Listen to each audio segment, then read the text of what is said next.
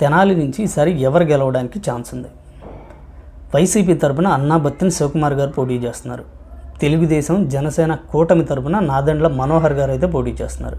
శివకుమార్ గారు 2019లో గెలిచారు. So sitting ఎమ్మెల్యేగా ఉన్న ఆయనే ఇప్పుడు కూడా బరిలో దిగారు. నాదెండ్ల మనోహర్ గారు 19లో ఓడిపోయారు. జనసేన టికెట్ మీద మళ్ళీ ఇప్పుడు అక్కడైనా పోటీ చేస్తున్నారు. సో ఎవరి బలాలేంటి, ఎవరి బలహీనతలేంటి? ముందుగా అన్నా బత్తిన శివకుమార్ గారు, ఆయన వైసీపీ అమలు చేసిన సంక్షేమ పథకాలే ఆయన బలం. ఎందుకంటే సంక్షేమ పథకాలు అన్ని ఇళ్లలోకి చేరాయి. సో ఆ ఓట్స్ అన్నీ నాకే పడతాయని కాన్ఫిడెంట్గా శివకుమార్ గారు ఉన్నారు. అలాగే యూత్లో ఆయనకి ఎక్కువ ఫాలోయింగ్ ఉండడం, శివన్న అంటూ ఎక్కువగా అభిమానిస్తూ ఉంటారు. అది కలిసి వచ్చే అంశం. ఇక ముఖ్యంగా గీతాంజలి ఆత్మహత్య చేసుకోవడం. గీతాంజలి అనే ఒక అమ్మాయి తనకి ఇంటి స్థలం వచ్చినందుకు ఒక యూట్యూబ్ ఛానల్తో సంతోషాన్ని వ్యక్తం చేసింది. నాకు శివన్న వల్ల ఇంటి స్థలం వచ్చింది, నేను చాలా హ్యాపీగా ఉన్నాను అని చెప్పేసి. అయితే ఆ అమ్మాయిని టీడీపీ వాళ్ళు విపరీతంగా ట్రోల్ చేశారు. దాంతో ఆ అమ్మాయి రైలు కింద పడి సూసైడ్ చేసుకుంది. ఈ వార్త రాష్ట్ర వ్యాప్తంగా సంచలనమైంది. అలాగే వైసీపీ అయితే దీనిపైన టీడీపీని తీవ్రంగా విమర్శించింది. సో ఆ సింపతి కూడా శివకుమార్ గారికి కలిసి వచ్చే అవకాశాలు ఉన్నాయి. ఆవిడ భర్త కూడా శివన్నను గెలిపించండి అని చెప్పి విపరీతంగా ప్రచారం అయితే చేస్తున్నాడు. ఇక బలహీనతల సంగతి వస్తే ఆ ప్రాంతంలో కావలసినంత అభివృద్ధి జరగలేదు. 5 సంవత్సరాల తర్వాత ప్రతి ప్రభుత్వం మీద వ్యతిరేకత ఉంటుంది కాబట్టి ఆ వ్యతిరేకత అయితే ఖచ్చితంగా అక్కడ కనపడుతుంది. ఇక నాదెండ్ల మనోహర్ గారు, ఆయన 2019లో అక్కడ ఓడిపోయాడు.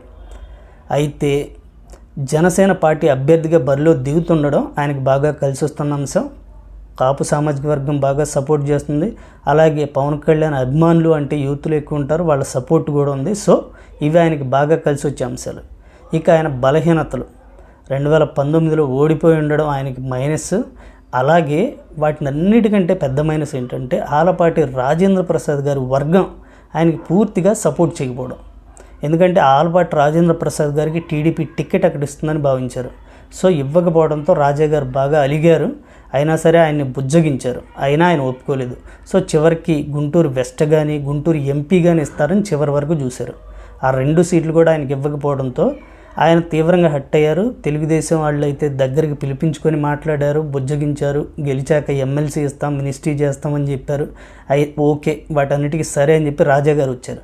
సో ఆలపాటి రాజా గారు వచ్చినా సరే ఆయన అనుచరులు, ఆయన అభిమానగణం, ఆయన చుట్టూ ఉండే వ్యక్తులు అయితే ఎట్టి పరిస్థితుల్లో ఈసారి జనసేనకి ఓటు వేయకూడదని ఫిక్స్ అయిపోయారు.